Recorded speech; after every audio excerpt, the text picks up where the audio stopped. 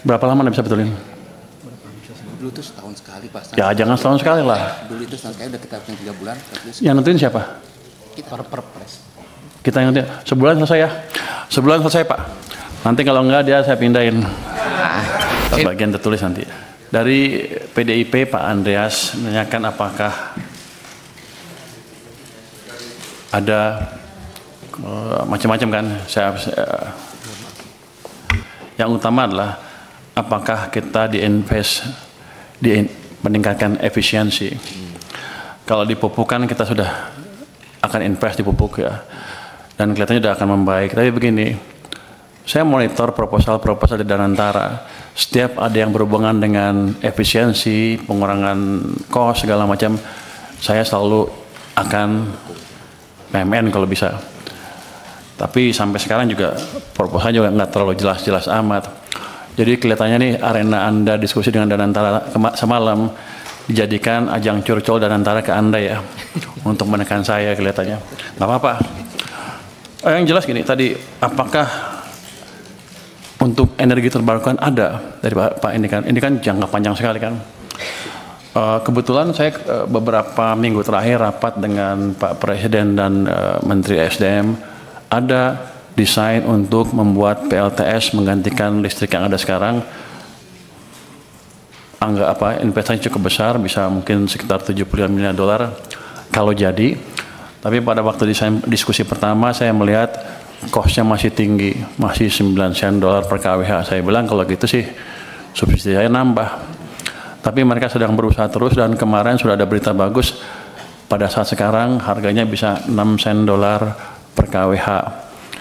Saya bilang kalau itu betul, matangkan, kita kalau perlu PMN.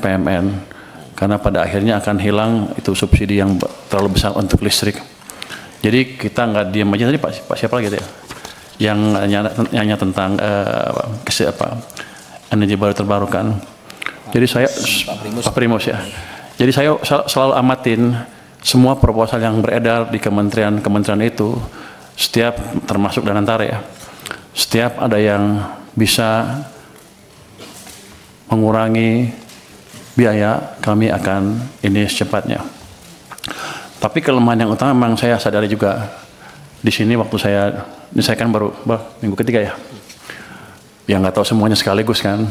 Tapi saya tahu bahwa ketika mereka bilang ke saya subsidi ditendang ke tahun depan pembayarannya, maksudnya kompensasi Pak. Kompensasi. Kalau subsidi kita bayar ya, yang kompensasi kita tendang ke tahun berikutnya. Maksudnya apa? Ya, ada proses yang lama ini itu. Kan saya juga pernah di private sector kan. Saya ngerti juga itu cost of capital untuk perusahaannya jadi tinggi. Tapi saya baru lihat beberapa 1 minggu terakhir lah. Ke depan saya akan percepat. Jangan sampai kita telat bayar lagi. Ya. Kalau bisa sebulan langsung bayar. Kenapa? Karena uang saya juga nganggur di BI itu. Kalau gitu kan masuk ke sistem cepat. Mestinya Danantara harusnya lebih cerdas lagi. Kalau ketika mood saya seperti itu, langsung dia ngadap saya minta apa. Ini kan enggak, dia ngadap Anda langsung kan, bapak-bapak, ibu-ibu. Padahal sama saya teman, saya pengawas Danantara, awas besok. Kenapa mereka nggak ke saya? Lah ini kan penting Pak Menteri, ini jadi paten ini kan ini bagus gitu, ini bagus saya pikir koreksi seperti ini. Tapi yang saya dia udah tahu saya punya uang banyak, saya baru taruh cuma 200, masih ada 250 lagi di sana. Kenapa dia nggak ke saya? Jadi pada dasarnya begitu masuk akal, kita akan ini cepatnya. Kita akan review proses yang tadi 3 bulan tadi, kelamaan menurut saya juga, yang memastikan bahwa program PSO kami tidak mengganggu cash flow dari perusahaan Pertamina dan PLN dan lain-lain. Tapi nanti saya lihat, kalau nggak untung juga awas. Kalau udah costnya diturunkan, jangan main-main mereka. Tapi yang tadi saya janji akan betulin tadi proses di sini kita akan percepat. Berapa lama Anda bisa betulin? Dulu itu setahun sekali Pak. Ya jangan setahun sekali lah. Dulu itu setahun sekali, udah kita punya 3 bulan. Yang nentuin siapa? Kita perpres. Kita yang nentuin. Sebulan selesai ya? Sebulan selesai Pak. Nanti kalau enggak dia saya pindahin. Ini alhamdulillah ini kalau Menteri Keuangannya bergerak cepat begini nih Pak. Nah, saya Syukur juga, ini Pak. sebenarnya saya lagi mikir gimana ngeluarin uang itu, masih banyak di sana, masih numpuk. 200 triliun positif tanggapannya, tapi banyak yang ribut juga kan. Oh ini itu. Ya, saya mesti cari tools yang lain. Jadi kalau tambah lagi. Daripada uang kita numpuk di sana, utangnya bunganya dibayar, impactnya ke ekonominya kurang. Saya nunggu sebenarnya penyaluran yang cepat apa. Makanya saya sisirkan tuh kementerian-kementerian. Saya ancam yang nggak bisa sampai Oktober nanti kalau Anda nggak bisa propose dengan clear seperti apa sampai akhir tahun, saya ambil uangnya. Nah kalau Danantara punya tagihan seperti ya langsung ngadap saya harusnya. Nanti saya tanya kalau rapat saya sebagai apa? Pengawas Danantara. Awas ya kan. Terus tentang apa tepat sasaran apa enggak? Oh, satu lagi. Subsidi energi naik terus dari tahun ke tahun. Energinya kan, kalau itu namanya BBM kan. BBM itu solar, diesel, itu impor. Banyak impor Pak. Kita banyak impornya sampai puluhan miliar dolar setahun. Sudah berapa tahun kita mengalami hal tersebut? Sudah puluhan tahun kan. Kita pernah bangun kilang baru enggak? Enggak pernah. Sejak kritis sampai sekarang nggak pernah bangun kilang baru. Jadi nanti bapak-bapak kalau ibu-ibu ketemu Danantara lagi minta Pertamina bangun kilang baru. Saya pernah waktu saya di Maritim, saya pernah tekan mereka tahun 2018 untuk bangun kilang. Mereka janji mereka akan bangun 7 kilang baru dalam waktu 5 tahun. Sampai sekarang kan nggak ada satupun. Jadi bapak tolong kontrol mereka juga. Dari saya kontrol, dari bapak-bapak juga kontrol, karena kita rugi besar. Karena kita impor dari mana? Dari Singapura. Minyak, produk minyaknya. Pabrik pupuk juga. Jadi pada dasarnya kan, kalau gitu sekarang saya bukan juru bayar saja. Saya akan masuk. Saya akan lihat mereka jalankan apa enggak proyek-proyek yang diusulkan. Kalau enggak kita potong uangnya juga Pak. Saya kan pengawas, saya ganti aja dirutnya.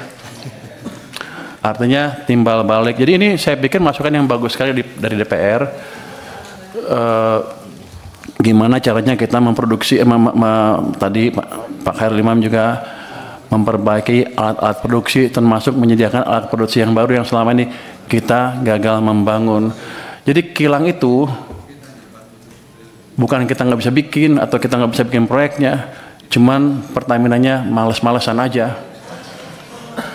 Saya pernah kasih ke mereka biar aja, karena mereka yang jelek-jelekin saya kemarin kan. Saya pernah kasih tawaran ke mereka, kalau nggak bisa bikin ya udah, ini ada investor dari Cina mau bangun kilang, Anda perlu beli 30 tahun, setelah 30 tahun Anda dapat kilangnya gratis. Pertamina bilang, kami keberatan dengan usul tersebut karena kami sudah over capacity. Waktu itu saya kaget, over capacity apa? Kami sudah rencana bangun 7 kilang baru, satu pun nggak jadi kan? Mereka bilang, iya tapi ke depan akan jadi, sampai sekarang nggak jadi. Yang ada malah beberapa dibakar kan. Jadi tolong dari parlemen juga mengontrol Pertamina untuk hal tersebut. Jadi kita kerjasama. Tujuan kita sama sebetulnya mengurangi subsidi dan membuat subsidi yang ada pun lebih murah dan tepat sasaran. Jadi untuk subsidi gimana nature-nya? Subsidi sebetulnya kalau bisa nggak subsidi kan. Cuman karena ekonomi kita tumbuhnya nggak cukup bagus, masyarakat yang paling bawah belum bisa bertahan ketika harus menghadapi harga pasar. Dikeluarkan itu subsidi supaya mereka bisa hidup terus dan agak sejahtera lah ke depan. Tapi kunci utamanya adalah menciptakan pertumbuhan ekonomi yang lebih cepat.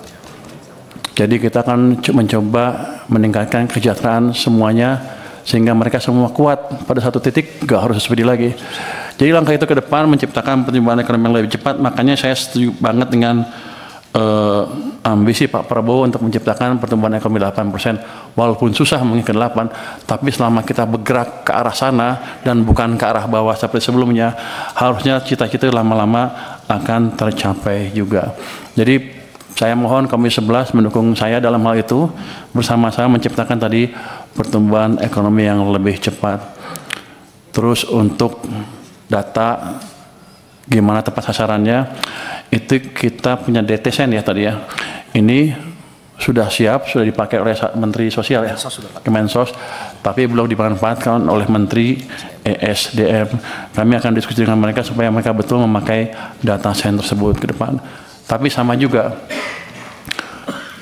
selama ini rupanya kita nggak bisa ngitung, nggak pernah monitor ya. Belum pernah survei dan sebagainya. Saya akan minta BPKP untuk mensurvei gimana pelaksanaan subsidi itu. Dan saya akan minta betul mereka jalankan, jadi kalau ada yang menyeleweng-nyeleweng, hati-hati aja nanti. Jadi selama ini rupanya belum dijalankan. Apa lagi? Jadi gini Pak Mawancik Hasan, dengan tadi perubahan peraturan tadi dalam waktu sebulan ya, harusnya carry over nggak akan banyak lagi. Mudah-mudahan paling mepet-mepet harusnya Januari bisa dibayar. Kalau mepet, kalau ada persiapan kan habisnya kan Desember kan nggak bisa langsung bayar kan, paling Januari harus dibayar. Jadi nggak lama-lama amat itu carry overnya. Saya pikir itu. Bapak mau cerita tentang bansos MBG? Oh, ada tadi, tapi bukan dengan subsidi itu. Ada tadi Pak Mas bahkan udah jelaskan bahwa ada 1.300 triliun rupiah sudah langsung ke masyarakat. Jadi subsidi seolah berkurang tuh nggak berkurang betul sebetulnya. Ada program-program pemerintah langsung yang langsung menunjang kehidupan masyarakat. Ini tahun 2026 itu kuartal. Subsidi kompensasi energi belum sepenuhnya tepat sasaran. Ini ada bansos 137,5 triliun, ada MBG 335 triliun, ada subsidi kompensasi energi 429,4 triliun. Jadi selain subsidi itu, let's say yang itu jangan hitung lagi kompensasi.